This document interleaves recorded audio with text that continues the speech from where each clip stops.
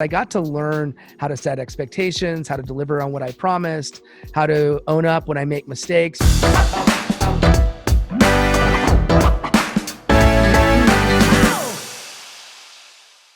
No, thanks for coming on. Creative Haven is a podcast where we talk about creativity. And the idea was that I was working in a 9-to-5 job for a long time. I was actually working in the entertainment industry. I was a literary manager. And I wanted to quit my job because I wasn't feeling creative. So I started my own YouTube channel, felt more creative. And then, of course, that YouTube channel got popular, ended up quitting my job. And I just have a much more fulfilling lifestyle now. And that's why I created this podcast, was to really inspire people who have some creative passion or creative talent that they kind of regress and hide because they feel like society doesn't want them to express themselves and creativity isn't valued as it should be. And so this whole podcast is really to help people be proud of their creativity, express themselves full-time and have their own full-time career, or they can do it part-time at night or on the weekend. And so, I read your whole, your background on LinkedIn. So I'm sure you have much more. I mean, look, you got arrested, you have all these amazing stories, but it's great that you actually started in the film industry. Well, getting a film degree, which is awesome. We can nerd out about that. And then went into solar. And then now you're helping entrepreneurs and people and just having a more positive impact in the world by helping people grow their businesses, their brands and whatnot through podcasts. And so I just want to acknowledge you for, that amazing transformation and for helping people now. Thank you. Awesome. I'm flattered and appreciate it, man. It's life's funny, right? You never know what is going to be the trajectory of your life. It does change. Many, many moments of life can find yourself in that sliding door moment where you take one door or 1 second later, it's sort of the butterfly effect. And you never really know what that ends up being. But yeah, my life's been full of sliding door moments where I've managed to reinvent myself in many ways. So yeah, I'm excited to be here. Yeah. So tell me more about your life, the highlights of your life, but also what's a moment in your life that you are proud of, like a proud moment of your life? Thank you. Yeah. So the through line of my life, I'd have to say, is creating experiences for other people. I just thrive I get giddy with the notion of making somebody else have a good time. And that's manifested itself in many different ways. So when I graduated college, as you said, I was a filmmaker. I wanted to make a movie, but prior to getting started with the movies, I did parties. So I would do New Year's Eve parties, and these New Year's Eve parties they weren't your run-of-the-mill New Year's party. I mean, they were over the top. I'll put it to you this way. So one year we did it at Encounter Restaurant, which, if you aren't familiar, there's this alien looking like building in the middle of LAX that's now really abandoned, but there used to be a restaurant in it. I rented out that entire restaurant and I did an alien theme New Year's Eve party. Another year, I rented a mega yacht and did a huge, at the time, Ocean's 11 was big. So I did an Ocean's 11 themed New Year's party on a yacht. And another year I did a New York theme. And the New York theme, we did it on a rooftop in a place in Hollywood called the Bellage Hotel. And nice. I got projections. I had a mechanical ball drop at midnight. I had snow blowers with fake snow that went off at the strike of midnight. I put green fur around the entire circumference of the pool to make Central Park. I mean, went all out. And so those types of things are what excite me. And so, yeah, that then led me to make a movie. The movie we could get into, and I'm happy to share anything about that process, which led to, kind of by chance, and this is what I mean, these sliding door moments. I was making a video for my brother who had just got into the solar industry in 2009. This is sort of the beginning of solar becoming as big as it is today. And I had no intention of getting into a job, doing sales, any of that. But he told me about it. And so I went from making a promo video for him to being curious about how I could get involved with solar. And so I started selling solar. And that, as things would sort of transpire, I did sales, moved up the rank in sales, and loved that part of it. But what I found myself gravitating to was creating training experiences where I could teach other people how to be effective in sales. And so, I was really fortunate. I managed to break some records in sales. I think I got some people's attention. They're like, you need to teach other people. So I started teaching other people. But when I think of training, especially corporate training, it's like a snooze fest. It's super boring. Yeah. There's just some person talking to you and you just fall asleep. And so I turn that on its head, and we do things like have a family feud where we pit one side of the room against another, and we get each becomes a family. We do this American Idol exercise where they practice customer interactions, and there's judges that give them real-time feedback. And so just try to combine entertainment with education. And so that led to an opportunity at Solar City, Nice. where, at Solar City at the time was the largest solar panel company on the planet. And I just said, okay, there's this opportunity. This door is open. The sliding door is open. I walked through that door, not knowing what to expect. But what I ended up doing was I led internal communications and leadership development to start. That then, of course, changed as well. But the thing about the internal communications, I need to figure out a way to communicate with 16,000 people. And so I was lucky enough to have proximity to the chief revenue officer, who was really a huge part of the success of Solar City, is a guy named Hayes Barnard. And he basically said, I want to make this thing over the top amazing. I want to make a weekly show. So we created something called Solar City TV. We did a $250,000 studio. We're talking a 3-camera setup. I had to hire a whole crew. I had to hire, me being the only producer wasn't enough. I had to hire another producer. And so we had a whole control room. And I basically did a news show, a weekly news show that was broadcast to all the employees. And so I still had a chance, even though I was in corporate, to do something creative. And then, as I think maybe some of your listeners know, Solar City was bought by Tesla. And when that happened, I had a chance to reinvent myself again. I hit it off with the head of training at Tesla, a guy named Ben Putterman, fantastic guy. And he gave me the opportunity, which I absolutely loved, which was to create the initial onboarding experience for new people that start at Tesla. Nice. And so we created something called Launch. And it was an interactive, very I would say it was the type of experience that you don't forget, because we had them test drive cars. We had them touch the product, see it, feel it, and hear it. And so rather than it just be somebody in front of the room saying, hey, welcome to Tesla, we created an experience that was memorable. So creating Launch, and then ultimately I got promoted to lead all of sales training and all of product training globally for Tesla.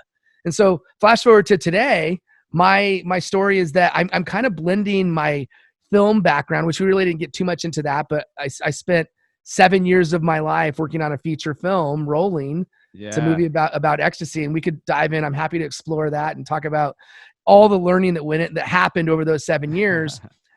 But 7 years is a long time, and so that's kind of why I was open to other opportunities. And so now I'm able to combine all of the knowledge that I gained from being a director, being a writer, being a producer, and all of those things, but then also the corporate side and the training side, and blend those together. And so now I'm working and I'm developing courses and trainings and doing coaching to help people that are starting their journey being in podcasting, their journey starting on LinkedIn, their journey starting as a leader. I'm a huge believer in the power of leadership and helping leaders be able to, in the right way, create a atmosphere and an environment for people to thrive by empowering them and giving them the tools and knowledge and direction to thrive without being a micromanager or heavy-handed about it. And so I'm building a lot of that out. So that's my story, man, and happy to dive deeper in any one of those areas. That's incredible. You know why, Billy? Because I do a lot of branding content too, and I've actually done a few corporate training videos, and the intersection between corporate training, branded content, corporate videos, and filmmaking. It's interesting now because a lot of marketing hedges on video content, because video content is so easily consumable by a lot of people, and it's just something that people are investing in. And for us as filmmakers, because you know how it is, trying to come up with a feature film script and then producing it, like coming up with the idea, that's the fun part. That's cool. Yeah, let's go through some revisions in the script, and that's amazing. Producing it, that's like another level. And then, of course, there's the shoot days, and then there's post. And then, of course, there's distribution. and then just trying to figure out, okay, where did my life go in those past 7 years? Because that's, I Exactly. mean, filmmaking, because filmmaking to me is such a longer process, and it's a team process. And so I'm sure what you were learning as you were creating these films also helped you while you were trying to train teams and lead teams in the corporate world. So it kind of just meshed together. And so I wanted to ask you about, rolling, because I am a raver. I mean, I'm ex-raver, Okay. I Once a did, raver, always a raver. yeah, my first rave, we'll get into this, is actually Audiotistic 1998. Okay. Then of course the first Electric Daisy Carnival in Tulare, California. And I've been to a lot of raves in my life. And for you to have a mockumentary about E and ecstasy, it's very funny. And so what was the process of creating that film? Like, how did you Hmm. first start getting into that process? And then what did you learn, Yeah. as from the beginning to the end? Because as a filmmaker, you're different from the beginning all the Oh way to yeah. the end. Yeah, man. You age, at least in my case, I matured 7 years. I learned so much. Yeah. So, I mean, I'll just give you my story. I mean, you know, I don't, first and foremost, I never, when I grew up, I never experimented with drugs. And I was a baseball player. And, I did smoke once, I think, in high school, but I was never, ever somebody that experimented with it. And even in college, I played baseball my first year of college. And then after that, I went to a school where there was a lot of drinking going on, maybe some occasional smoking, but it wasn't too hardcore. And so it was the day that I graduated college that I took my first pill. And it opened my eyes in a lot of ways. And the drug itself, you know, it just has this empathetic um, power that allows you to feel and connect with people in a very deep and meaningful way. And I'm an empathetic person naturally, and I think I have a lot of that just because of who I am. But because it had such a profound effect on me, I did it again. And just to be blunt, I experimented with it, especially that first summer after graduating, quite a bit. I was never a raver, didn't go to raves or anything like that.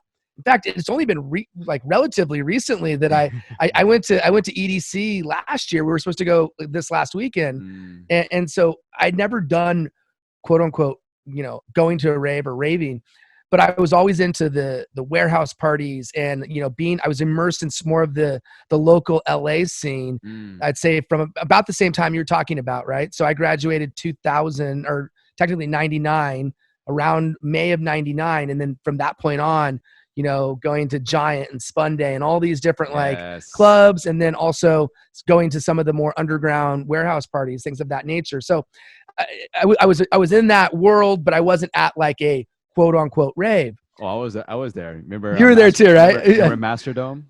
Masterdome. I It don't was remember. out in San Bernardino. But Oh, no, but I I think I might remember have gone there once. I I think remember the that's, Orion, of course, Avalon. yeah, Avalon. Exactly. Yeah, Yeah, but exactly. keep So going. no, no, no. So I mean, and you're gonna spark some memories for me. And so when I was thinking about, okay, I've graduated with this film degree. What am I going to make a movie about? And I'd seen some films about ecstasy, but I didn't see a film where ecstasy was the character. And so I Mm, wanted to make a movie where ecstasy was the character or a character within the film. And so the genesis of the movie came with that sort of concept in mind. And so it's 8 intertwining storylines of users at various stages of their use. And when I say that, what I mean is everything from a school teacher who's trying it for the first time, all the way to the drug dealer who's basically abusing it and taking it way too much, right? And you got a doctor, you got a lawyer, uh, you got a raver kid, and all these different, high schooler, all these different storylines interconnecting. And so they have their story that interconnects, but built into that story, they talk to the camera and they talk about their experience, much like you would see in a best of show or other mockumentary type of film. And so they give these interviews to the camera and they talk about their experience, which I thought would be a way for the audience to hear firsthand what it feels like, the effect it has, and how it changes people. And I didn't want to do a pro drug movie, but I certainly didn't want to do an anti drug movie. I wanted to do a drug or a movie that shared the all of the facets of the drug. And so I wrote the film with 2 writing partners in 2003. And the process was, it was fairly organic. I mean, I just spewed out as much as I could. They did the same. Honestly, they had to take a lot of what I wrote and rewrite it and reframe it and rechange it. And it was a lot. And there was probably a 250-page script. If you know film, it's about a page a minute. So I wasn't going to make a 250-minute film. The in runtime is about 99 minutes. And so we had to pare that back, pare that back, pare that back. But what I'll tell you, Mitchell, is the creative process was such that when we actually shot, if you look at the shooting script versus what's actually in the film, they're 2 different things. And I wanted to keep it as real and raw and organic as possible. So I did give the actors a lot of creative license to ad lib and make things their own. And so that, you asked about learning experiences, I do want to make more narrative films. I do want to make like legit documentaries, actual documentaries. But one of the learnings I had is giving actors the freedom to be able to explore. I'm a huge believer in that. I know some directors are like, they follow the word, every single word, right? And to me, that doesn't feel as natural. And I just believe in that process. And so aside from that, another learning that I'll share, and then I'm happy to answer any questions about the rest of the film. I mean, I'll share that we wrote it in 2003. We cast the film in 2004, which was just a huge interview process. And we saw hundreds and hundreds of candidates, hundreds of actors. Being in LA, we had a huge pool to work from, most of whom were unknown, a few kind of known, like Sonoy Lake. She was in a movie called Blue Crush. But the vast majority, and some of them have since become somewhat famous, but the vast majority at the time were not really very well known. And so I looked for people that I felt had the ability to really show what it's like to be on the drug. And so I'd say, in addition to letting the actors be free, I'd say casting a film, don't underestimate the importance and the value of looking for the right people. I'm really happy with the cast that we found. I'm really happy that the people that we chose are the ones that we chose. And, one of the greatest side benefits of making that film, aside from, it winning awards and going all over the world in festivals and all of that, which is great, and it getting picked up for distribution, all of that's amazing. But probably the biggest benefit is that I'm still connected with these people today. Nice. I mean, literally, you go down the list, you'd be amazed. And not just like, hey, I talked to him every now and then. We're still friends. And I love that chance to connect and build bonds with people through collaborative work. I think it's a powerful, powerful thing. And if you could do that, the work, as important as it is, there's nothing more important than the connection between people. I love that. And everything you said about working with actors and the whole process of giving them a free flow and the opportunity to really embrace that character and make it their own. That's what I've found is the best way to treat a set. And actually with everyone, when it even comes to corporate, Sure. when it comes to employees and leaders, with leaders, they're like actors. You don't want to tell them, you have to do this formula in order for you to get a sale. It's like, all right, this is what I suggest. This is your goal, get to that goal in your own terms, and I'm going to coach you to get there. But it's the same thing with acting. And I found that I've been watching a lot of masterclass, of course, and reading a lot of books like Directing Actors. And I've taken a few acting classes myself. And being on the other side of the camera is frightening.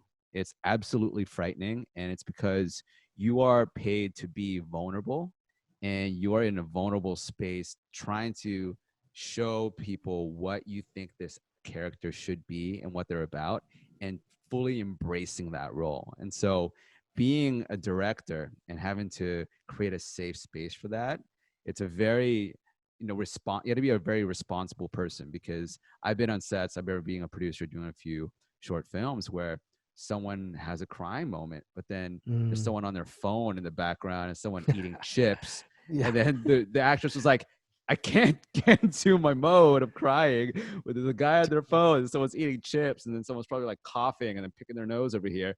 It's tough, and it's great that you said that. And then I've always wanted to know from you as a filmmaker, because going from filmmaking and then getting into the corporate world and switching hats, Mhm. I love how you went from managing teams in on set, and of course managing teams inside of a corporation and everything. And how is it with your creative mind? How has you as a filmmaker and with a film degree helped you in the corporate world with sales to be able to become a number one sales leader in solar? That's it's Mm. incredible. Well, first, thank you. And what I'll say is people are people. Mm-hmm. And what I mean by that is at the end of the day, whether you're leading a team on a film set or you're leading a team in sales, human beings are human beings, and treating them with respect and dignity and building them up and giving them, as I said, empowering them, giving them, yeah, guidance, as you said, but not trying to force anything. You can't force an actor. And you mentioned, corporate is the same. And I'll double down on that. Not only is it the same, but like, the corporate people, they freeze up even more because they're not used to being on camera. An actor, especially professional actor, they at least are aware and understand the tendency to freeze up or to not be themselves on, when the camera starts rolling.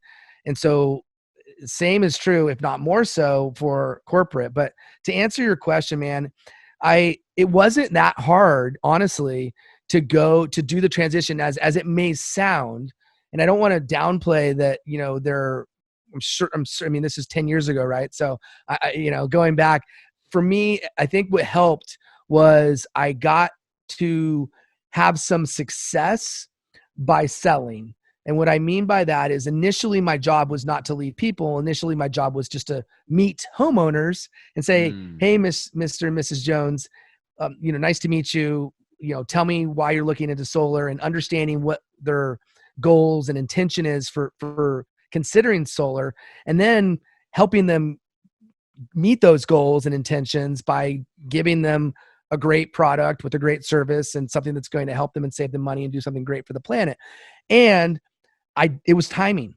I mean, I got in solar at a great time. It was such a no-brainer, Mitchell. I mean, I was telling people, I'm going to lower your electric bill. You're going to get power from the sun, right? And it's not going to cost you anything. We're going to cover the cost. You just pay a monthly rate, just like you do now with your utility.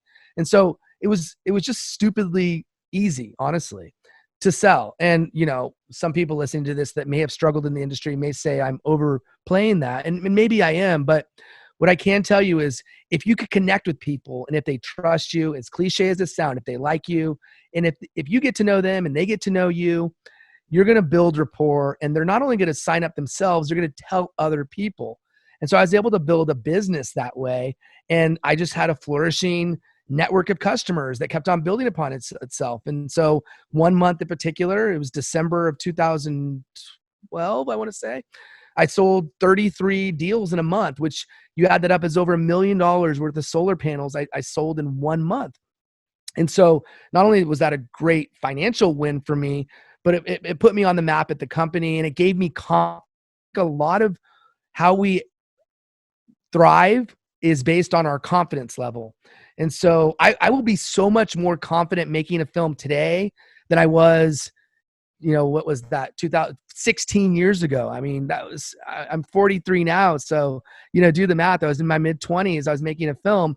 Yeah, I had blind confidence at the time, but I didn't have confidence based on anything. And so I think when I had confidence selling, that helped me lead teams with confidence. And when I led teams with confidence, I was confident in my ability, but because I was confident in my ability, my team became confident in me. And I just think that this is a really important premise to remember in life in general, is the more confident we are, and the more, and not a false confidence either, a real confidence. And that's built. And that's not something that you hope can happen or wish can happen. It's something that you got to build up. People see that, and people want to follow people that are confident, and the converse is true. They won't follow people that aren't confident. So I think that's a big reason why I was able to make that transition.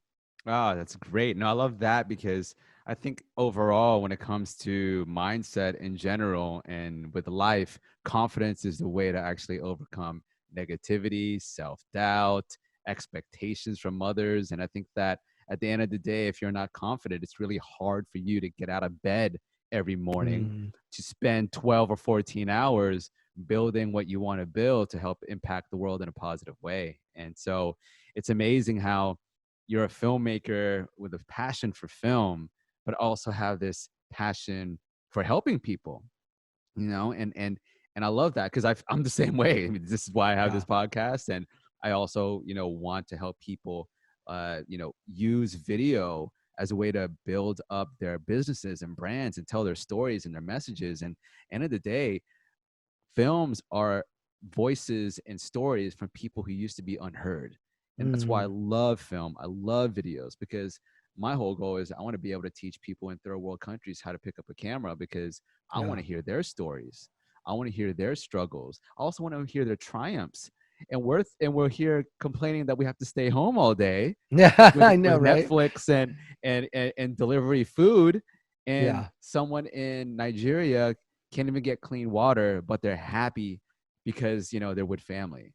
And Mm. that's why it's beautiful how you really put it all together as leading people and helping people. And so for you, now that you've got this experience as a salesperson and of course as a creative, sales, creativity, and now helping people grow, how do those two sides help each other? Because I know that sales to a lot of creative people and artists is kind of like that negative word, like Mm. sales, money. I do this for the art, right? And then for the salespeople, the business people, they look at creativity as like, oh, that's fluffy stuff. That stuff doesn't matter for our bottom line. Let's look at the numbers. So, how have you found to combine the two, business and creativity, as a way to really help people grow and help companies grow? Yeah, no, thanks for asking that. It's a great question. First and foremost, I want to say perspective matters, and you're touching on what the difference is between somebody here, like you and I are both in Los Angeles. We have our creature comforts, and yet many of us complain that we don't have everything that we want or we can't leave our house. And to your point, right, we have people in developing countries around the world who, as you said, they may not have the basic essentials, things like electricity, running water, you name it, but they have each other. And that is a powerful reminder of what really matters, which is people close to us, our health, and being together. And I think, I don't want to walk away from that topic because I love that you said that. And I Mm-hmm. love your mission, helping them, right? Because there is so much to be said for the power of the visual medium and its capabilities to provide messages and share concepts and ideas that will help people around the world. And so I really applaud you for doing that. Oh, To your thank you. question, and you're right, sales is sort of a four or five letter word, depending on if it's pluralized. And what I'll say is, I think of sales or selling is a little bit different. And the root and the kind of the origin of the word comes from to serve. And I believe serving people is what selling is. And if I can Mm, serve people, then yeah, call it selling, call it whatever. I look at it as serving. So I put myself through college and out of college in working in restaurants. And even throughout my initial phase of the film, I was still working in restaurants. That was a foundational moment for me, or moments for me, because I got to learn how to set expectations, how to deliver on what I promised, how to own up when I make mistakes. Nobody likes a server that blames the kitchen, right? And so I realized that people just want somebody that is a human first, and if you can be and act in a certain way to others, whether that be a patron or a customer in a restaurant or a team member on a film set or a team member in a corporate setting, or if it's somebody that, as in my current state, that I'm helping thrive and build a business as a coach or a consultant, I don't see them as unrelated. And I think for me, the way in which I have achieved, the level of success that I have, and I'm still learning. I don't claim to be an expert. I'm a learner. I'm a learner first. And I will always be a learner first. I'm a learner of leadership. I'm a learner of podcasting. I'm a learner of LinkedIn. I'm a learner of social media. And so the more I learn, the more I feel inclined to want to pass it along to other people and to teach other people. And just because I don't know everything about these things doesn't mean that I can't teach what I do know. And Mm. so I think for me, the through line is we have only so many days on this planet. Whatever day number of days varies by person, but we know we don't know. We don't know our expiration date. We just don't. And I don't want to go through life ever, and I certainly don't want to look back on life and saying, what if?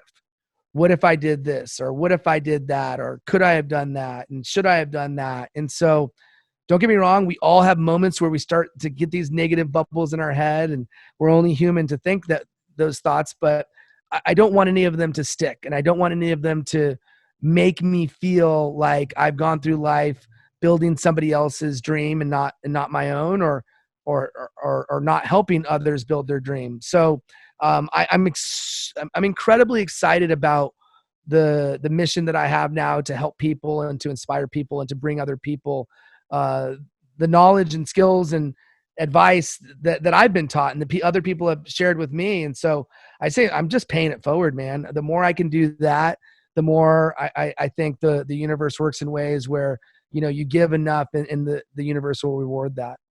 Man, Billy, I'm so happy we met. We vibe, man. I really vibe with Oh, you. Yeah, yeah. No, I love your dude, love it. mission. I love that you have a creative filmmaking background. I love your business and sales background and achievements, and I love your goal and your purpose right now. It really just aligns with things I believe in, things I do, and I think that the world is a better place with people like you. So, Oh, you know, likewise, man. Thank you. yeah, for every time that you have come to a moment where you have to be creative, right? And you have to create these training videos or create a film or work with people. This is a question I always ask on my podcast is, how do you get into your creative flow, and how are you able to come out of a creative rut? Mm. Well, that's a great question, man. And so I have a YouTube series that I've done with my son called Kid Epic. And honestly, the Nice. last month we've hit a little bit of a creative rut. The Mm, first thing to say is it's natural, it's normal. Everyone's going to have this wall of creativity that we somehow have to get over, or push through, or go around, or dig underneath. We have, as human beings, sometimes things that block our creative muscles. And for me, I think the thing that helps the most is collaboration and bouncing ideas off other people. I would say most of my success, no, all of my success, it hasn't been just me. It's been me and others. And I think asking questions and thinking of things that together are I believe much more rewarding than trying to sit and think on your own, at least for me. And everyone's got their own different creative process. Don't get me wrong. I've had some moments where I've written or thought on my own, and some good stuff has come from it. But I'd say the vast majority of the great work that I've done has been a collaborative effort. And I think the more you could surround yourself with people that are going to inspire you, that are going to challenge you, that are going to help you make your vision reality. Like even the New Year's parties, right? Every New Year's party I did, if I tried to do it on my own, I would have failed. I was fortunate to have people who would help, that would see the vision and would support the vision and would add to it. And so, yeah, everyone's going to face that creative block now and then. Don't beat yourself up. There are ways to get out of it. I think the best way is through people, but some other things is movement. Change your position. Change. Are you sitting? Are you standing? What are you doing that you can change to give yourself some physicality behind the thoughts that you're putting out there? I think that's another really good tip that helps people. If you change your position, your mindset can change as well, and therefore more ideas will start percolating. The part of the genesis of my show, Inside Out, is we have moments of insight when our mind is quiet. And what I mean by that is the prefrontal cortex, the part of our brain that's immediately behind our forehead, it's very small. It's the part of our brain that does the critical thinking, that solves problems, that makes decisions, and it's overworked. Throughout the day, we're feeding it so many tasks and problems that it's overwhelmed. It doesn't know how to respond, and so it just doesn't respond. It just kind of delays. And it's not until you take a moment, you might be going to the bathroom, you might be in the shower, you might be on a run, you might be at the gym, you might be trying to fall asleep. And then all of a sudden, light bulb, you have this inspirational moment, this insight that happens, and all of a sudden everything clicks. And so creative thinking is not too dissimilar from that. Giving yourself some quiet time and giving yourself a break from trying to, you can't force creativity, right? So since you can't force it, don't. And try to get some quiet time where you're not thinking about something else. This is why meditation is so powerful. If you give yourself that quiet time, you will have more insights and also more creative breakthroughs. That's great. No, it's good because I do a daily meditation, a group meditation with people, and I believe in the power of meditation. And I think that what you said is so true. I love the idea of clearing your mind when you're feeding it too much stimulation every single day. Is just the best way to actually fill it back up again. It's like emptying a cup, and then in the what is it? The prefrontal cortex Yeah. just says, "Hey, Prefrontal, yeah. I have an idea.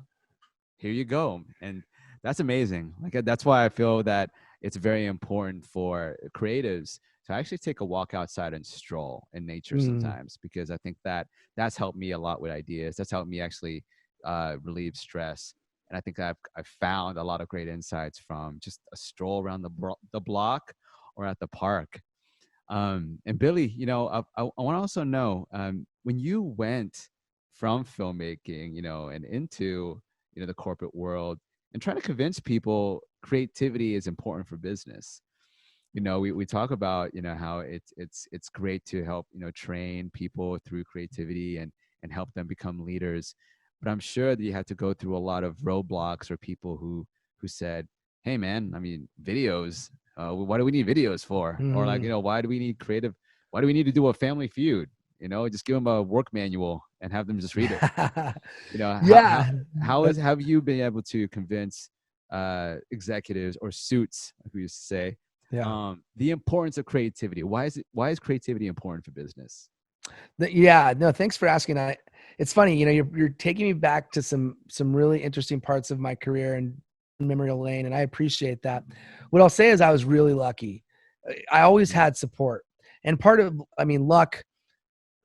Who says luck is real, right? But if it was luck, it was luck or good fortune or circumstance meets timing, whatever you want to call it. I made some assumptions early on. So the first company where I built the training program, I made some assumptions that they wanted to make the best training ever, and honestly didn't ask for permission. So there wasn't a whole lot of video in my first thing, but there were a lot of games and activities. And then when I went to Solar City, the gentleman I mentioned before, Hayes Barnard, he was all about video. In fact, they had already done some pretty amazing video work. And so I already had somebody that was incredibly supportive already. And he was all in. I mean, the production value of the videos that were created, and I certainly can't take credit for all of this. A lot of this was being done before I got there. Yeah, I ended up getting to build my own team, and we were producing amazing stuff as well. But like, I wish I can't show it only because it's a corporation. It would blow people away. Actually, there is a Vimeo site that has some of these videos, and they're just like, the production value is off the chain. That's like top notch. And again, I'm not taking credit for it. These are people, filmmakers who when I came in, I was like overwhelmed with the quality of the work. And so I think that helps. And then at Tesla, same thing, although I would say it wasn't nearly as encouraged. Tesla's a huge company, so I think some of it went under the radar, some of it didn't. There are some things, I will say, to be super blunt, that probably weren't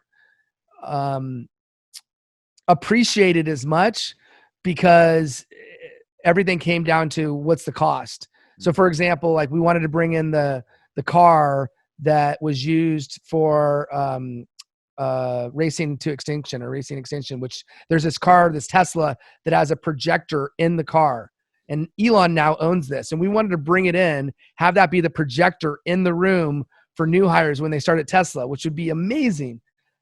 For whatever reason, that was shot down. We also wanted to bring one of the first roadsters in the meeting. That was shot down. And again, I'm not saying this to complain, although I was pretty disappointed. We were trying to think of innovative, fun, exciting ways for people to like get this flavor of Tesla that would like knock their socks off, to have the same kind of experience that a new owner would have when they see just how amazing the vehicles are. We wanted the new employees to have that same experience. And so there were some things that we got some pushback on. And so I think, again, coming back to my whole premise that people are people, how do you overcome that? Well, you got to win them over.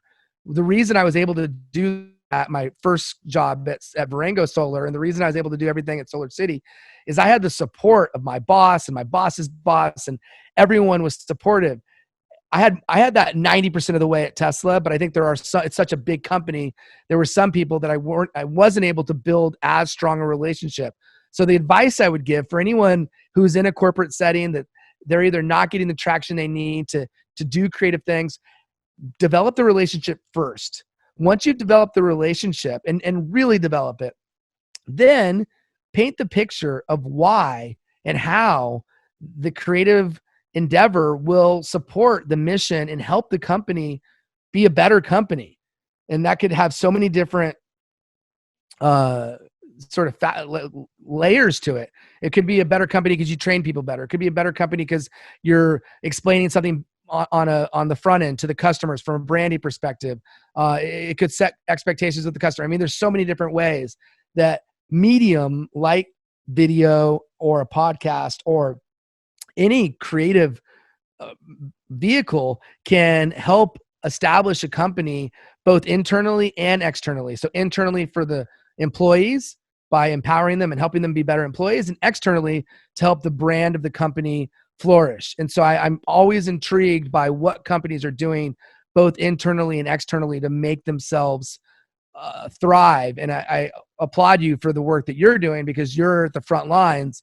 You know this way better than I do. I can only tell you from my own personal experience on the companies that I've worked with, but you having done this and working with as many companies as you're working with, I'm sure you're getting glimpses of this all the time.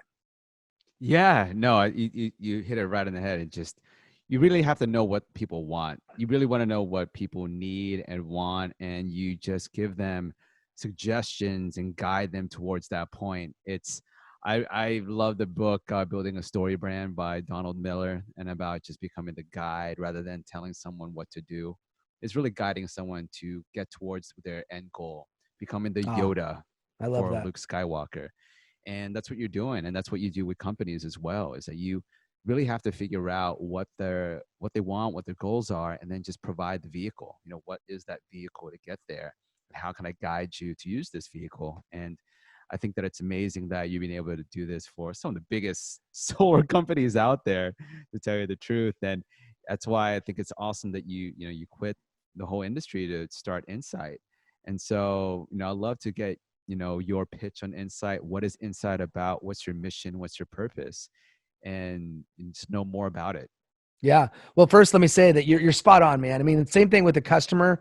Understand the customer's intention, and whether that be a corporate customer or if it's a B2C type of thing, like when I was selling solar, the more I understood why the customer was looking into solar, the more I could tailor a solution that is meant for them. And the same is true with creating content for companies, is understand what their intention is, why they're doing what they're doing.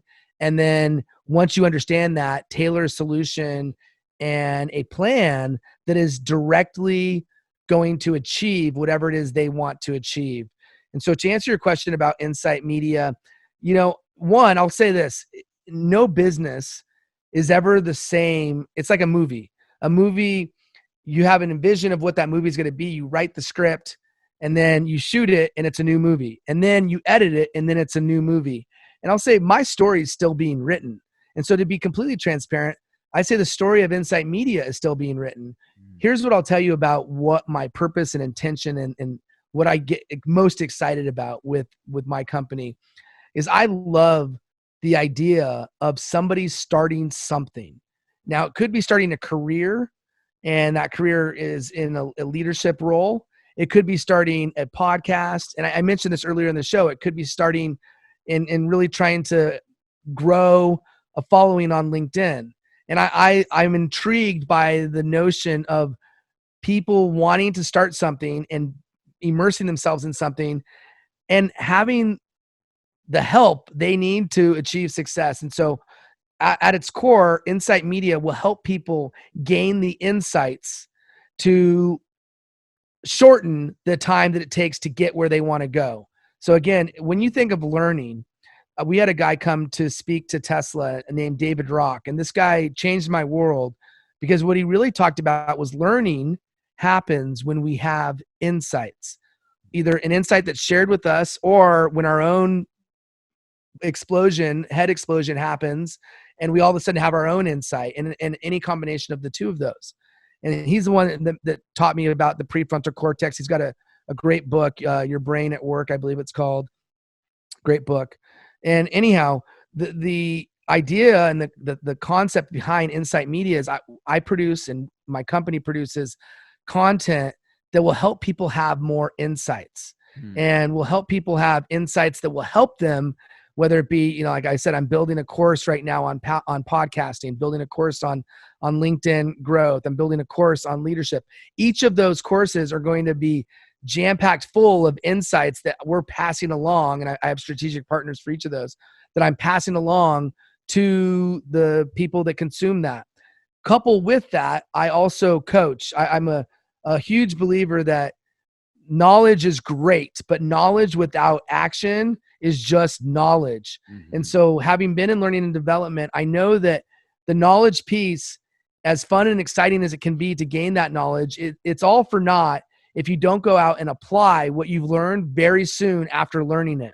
And so the coaching service that I offer will help and work in tandem with these courses. And so as I build these courses, I'm doing coaching standalone. And so I have several coaching clients in each one of those areas that I focus on building them up.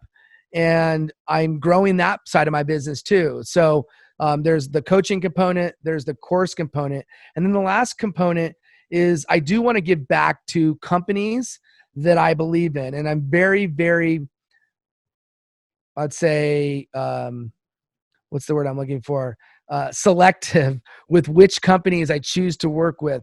I want to work with companies that are disrupting in a positive way, that are socially responsible, and are, as a corporation, doing the right thing, that they are thinking about, are they net carbon neutral, that they're treating their employees right, that culturally speaking, they are doing the right things. And those types of companies, I'd love to help and work with them on their learning and development strategy and how they train and help their people. And so, I've been working with several companies to do that. And I work on a retainer basis to help companies that want to change the game when it comes to how they develop their people and provide world-class training that blows the attendee's mind, not just in the classroom, but outside of the classroom, and that application side of the fence too. So they learn in a new way through fun and engaging trainings, but then they actually apply what they're learning very soon after they've learned it. And so few components to the business. And as I said, the script's still being written. So who knows where we'll be in a year from today.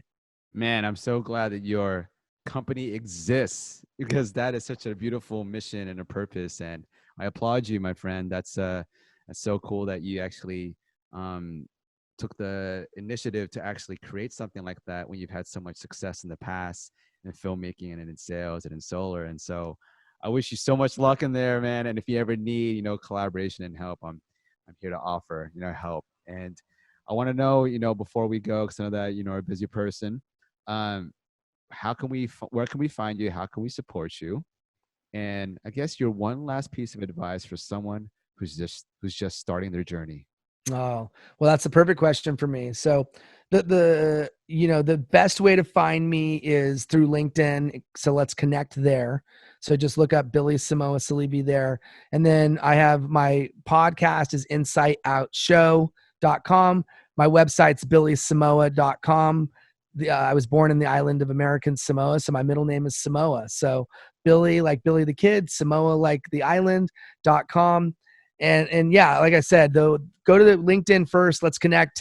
Tell me you listen to the show.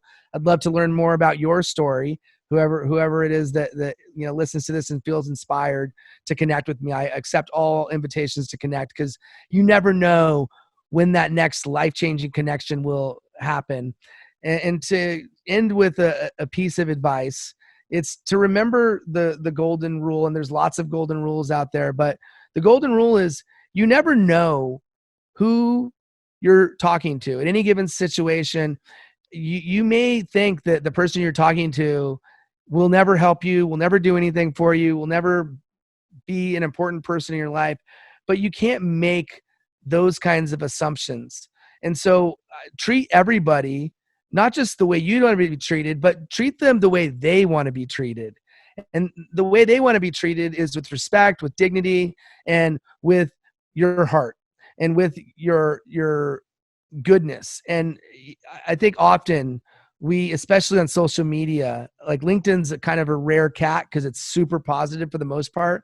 But even on LinkedIn, there's some haters and naysayers and negativity out there. You got to block those people out and not let them affect you. And don't let them change your spirit. Don't let them make you any kind of a version of the way they are. That's stooping to their level. And you don't want to do that. And so no matter who you encounter, whether it be at work, whether it be socially, whether it be on social media, remember that everyone is of value to you, and that they could change the trajectory of your life. And so treat them as such. Give them as much help and encouragement as you would expect they would do for you. And so if you're starting your journey, remember that and treat everybody like gold, because they are. And it comes back to my original premise that we must think about things from a people to people perspective first. When you meet somebody on LinkedIn, it's not a profile that you're meeting. There's somebody on the other end of that computer who has their own life, right? Their own family, their own desires and ambition and thing that they're trying to do with their life. And if you remember that and you really truly embrace that, you're going to treat people the way in which they want to be treated. And I really believe that golden rule is so vastly important in the way we carry ourselves and conduct ourselves and the way we interact, because people will remember not what you said, not even the way you said it. They'll remember the way they feel because of what you said and because of how you said it. And it's the feeling, the emotional feeling, that's going to connect them to you.